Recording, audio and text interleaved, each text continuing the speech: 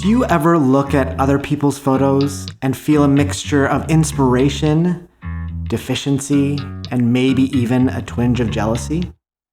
If so, you're not alone. And although I think it's a totally normal human reaction, I always aim to increase the first while reducing the other two. It may seem like the gap between you and your favorite photographer is vast, almost insurmountable. But what if you broke down that distance into parts? What if photography is a game of inches? One, it might not seem as daunting. And two, I believe it better reflects what it takes to be a great photographer. I believe that great photography is made up of a lot of little things done well.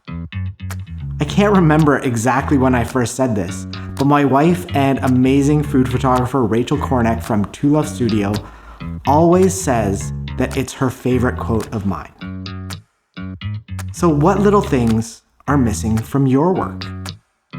In today's episode, I'll be starting a 4-part series where I break down the ingredients of great photography.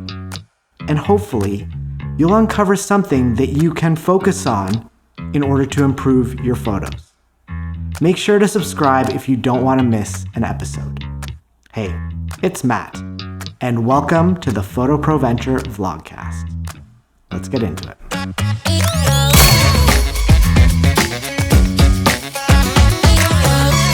Now, depending on what and how you shoot, some little things will make a bigger difference than others, and some may not even apply. I can't possibly get into the nitty-gritty of every little thing that makes a difference because I don't shoot every style of photography, and I'm sure there are lots of things I'm not even aware of yet. This is just what I've learned up till now. Before we kick off, it's worth thinking about how to use this information without feeling overwhelmed. In my experience, trying to improve everything at the same time hasn't worked well at all. I prefer to focus on one, maybe two things. But how do I pick what to focus on? I actually use a concept from the book The Goal, A Process for Ongoing Improvement by Eliyahu Goldratt. Now, I have no idea if I'm saying his name right, so I apologize if not. I will leave a link to that book in the show notes and the description on YouTube. Although the book bases its story around manufacturing, I think the idea of finding bottlenecks and focusing on the biggest one can be applied to learning as well. So identifying the biggest thing stopping me from taking great photos is the bottleneck that I need to address first. Now, if you resonated with my last episode about shifting metaphors, it may be helpful to see photographers as chefs. The kitchen tools are like your gear. So when you first start out, getting more tools opens new doors. There will be times when you don't have quite the right tool, but another tool may be sufficient. Remember, you don't always need new tools. Sometimes you just need to find a different way of using them. But it's true that higher quality tools will lead to better results, but not if you don't have the right high quality ingredients. The ingredients are all the things that go into a photograph. Some that you have control over and some that you don't. And the better your ingredients, the better chance you have to create magic. Unless, of course, your technique isn't good enough to make the most of them. Cooking techniques are like your skills and your approach as a photographer. This is what you'll develop with learning, time, and experience. To become a great chef or a great photographer, you should always aim to get the best ingredients and have the tools on hand that allow you to use your techniques effectively. Now, before I get too hungry thinking about this, let's get into today's category, pre-production ingredients. These are the things that I need to think about or do before I execute a shoot. For me, it all starts with how I develop an idea. Is it just a collection of inspiration images on a mood board? Do I add a layer of complexity by choosing some creative constraints? Or do I take it further by creating a concept that has a story or a message to communicate. Some photographers have an even bigger message that encompasses their entire body of work. I don't have this yet, but it's certainly something that I'd like to explore in the future. Now, in all cases, I'm working to create something cohesive that gives my shoot direction in how I'll execute it. So ideally, when I look at my mood boards, I try to make them in a way that I can give them a name, something to latch onto and guide any decision making. Decisions like what cameras and lenses I want to use. I know most people say that gear doesn't matter, but I think it does, just not in the way you think. I actually talked a little bit about this back in my second episode that I'll link to in the show notes. Here, I'll be thinking about how my gear will impact my approach and the content of the photos. If I want to feel close to my subject and show the environment, I'll probably stick to a wider lens. But if I want to achieve a more distant, constrained look, then maybe a long lens would be a better choice. Or perhaps I'm mixing lots of different focal lengths so I can tell a fuller story. Then I'll think about light. Am I looking to create something natural or a more heightened reality? Am I going for a bright or a darker vibe? And as part of that vibe, how much of the shadow is visible? How are the darks or the lights rendered in the frame? What is the light's direction or quality? Basically, I'll think about what is the light communicating and how that makes me feel. And then I'll think about how to execute that lighting in a way that enables my approach. For a run and gun shoot outdoors, having a lightweight bounce may be enough. If I'm using artificial lighting, I want to decide whether it's continuous or strobe, and how that affects my talent. And then what am I going to use to shape it? I may even sketch out a lighting plan to help figure out how I'll approach lighting a location. Related to light, I'll also think about the color palette I'm aiming for. Is it vibrant or subdued? Is it constrained to a couple of hues or even to the point of feeling monochromatic? Sometimes my color decisions come from aesthetic considerations, like my Golden Hills of Malibu shoot. I was actually in town for another project, and during our scout, I saw that the Malibu Hills were blooming, which from what I hear doesn't actually happen every year. So I reached out to Kelsey to see if she was keen to shoot and could get any yellow colored activewear to match those flowers. And luckily it all came together and the concept came to life. No mood board or plan per se, just a lucky coincidence that I was in town at the time. I'll link to that shoot and any other examples in the show notes. Other times, I'm thinking beyond the aesthetics to what are these colors communicating to the viewer in terms of hue, saturation, and intensity, both during capture and how I'll approach toning in post. The people I capture in my photos is another important ingredient. Each individual has different strengths and weaknesses when it comes to bringing a concept to life. Actors can take on a character. Dancers easily express their emotion with their whole bodies. And regular people, for lack of a better term, can bring authenticity and realness that some models can struggle with.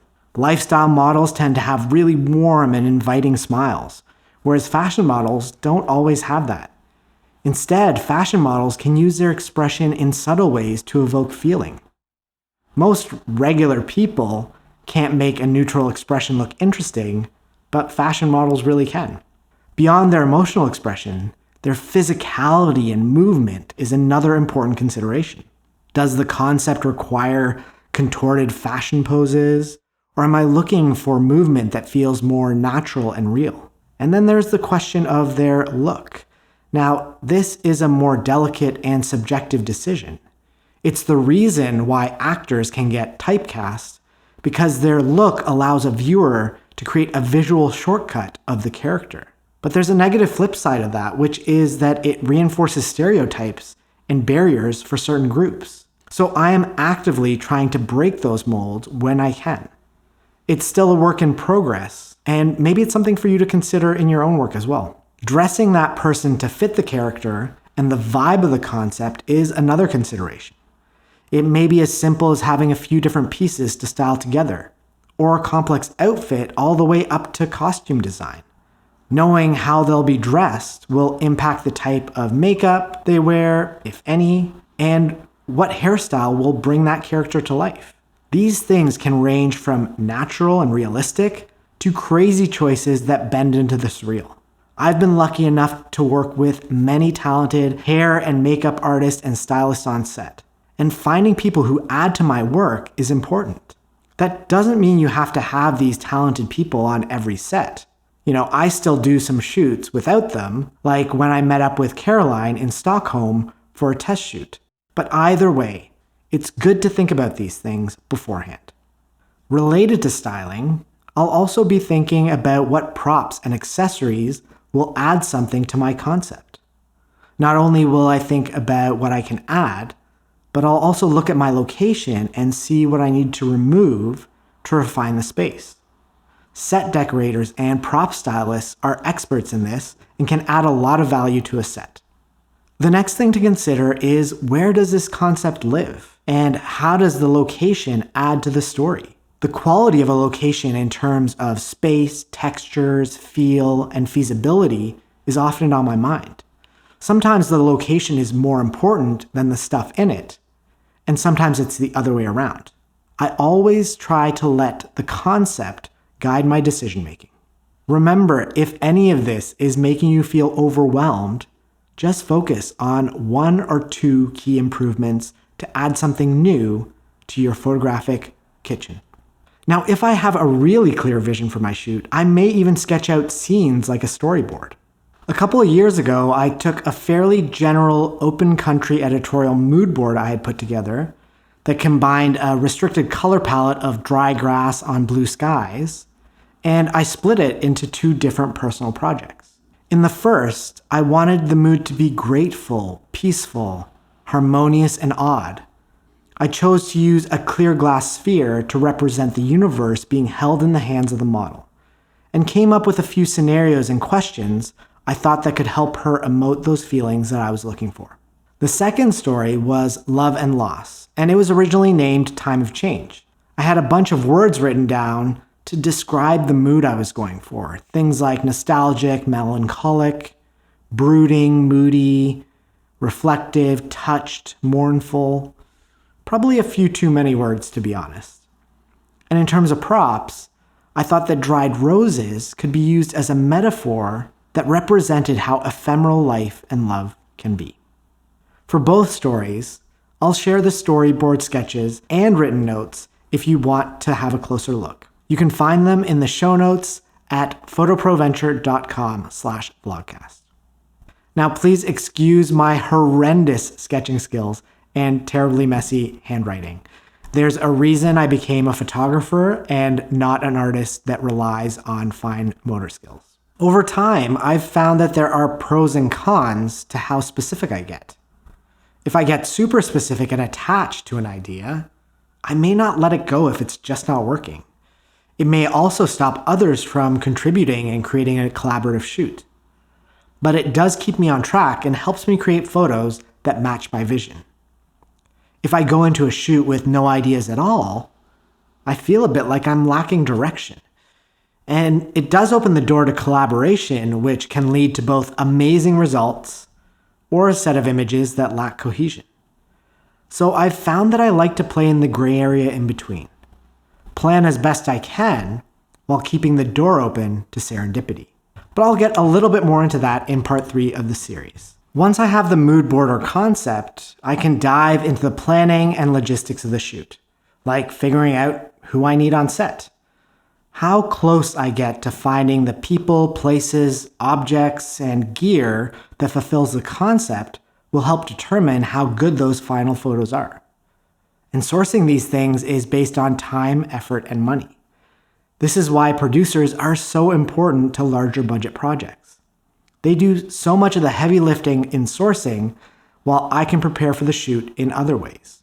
The very best producers I've been lucky enough to work with take it as their job to enable creativity while keeping things within budget. They're also super adept at shifting priorities and actively problem solving as things come up. They can be truly invaluable. Of course, for my personal projects, I usually become the de facto producer, and I have to do all of those things myself. And I haven't talked about creative constraints yet. There will always be some naturally occurring creative constraints that come up in the moment that I'll have to problem solve for. It's dealing with these speed bumps that over time adds new techniques into my repertoire. So I'll often use personal projects to intentionally introduce creative constraints into my process to improve my skills in a specific way. By creating shoots that seem a bit uncomfortable at the time, I'm able to shift them into my comfort zone for the future. Things like shooting using a single focal length prime lens to teach myself how to best use that angle of view. Switching my camera to single shot mode to practice my timing in capturing the decisive moment. Choosing a time when I wouldn't usually shoot. It could be in the middle of the day when the sun can be harsh, or in dark conditions that require creative problem solving. Bringing new lighting gear or modifiers can help me understand how I can best use them on shoot in the future. Turning off image review or shooting film will help me stay in the moment with the talent rather than getting distracted by what's already happened. Finding some objects to shoot through will let me test what those foreground elements look like and what do they do to the feeling of the photos. There are so many ways to introduce creative constraints as a learning tool. What about you? Have you used creative constraints before? Let me know which you found to be most helpful in your journey. So here are some things you can action between now and the next episode. Number 1, find your bottleneck. Think about what area of pre-production would make the biggest impact on your photography. Pick just 1 or 2. Number 2, make a plan. Brainstorm some ideas on how to address that bottleneck. What additional layer do you need to add to your pre-production process to get different results? Number 3, execute your plan. Do a test shoot where you can focus on it and learn from the experience. Number 4, constrain yourself. Introduce a creative constraint that builds your skills in a particular way. And number 5, ask me. If you have any questions about this or any other episode, head over to photoproventure.com/ask and fill out the form. If you want me to deep dive into any of these things further, let me know in the comments on YouTube or reach out to me on Instagram @MattKornick. In the next episode, I'm not going to get into the shoot itself quite yet. Instead, I'll talk about the ingredients that most photographers ignore early in their journey. I look forward to hearing your thoughts on this series, and in the meantime, try one new thing and get closer to the photographer you want to be.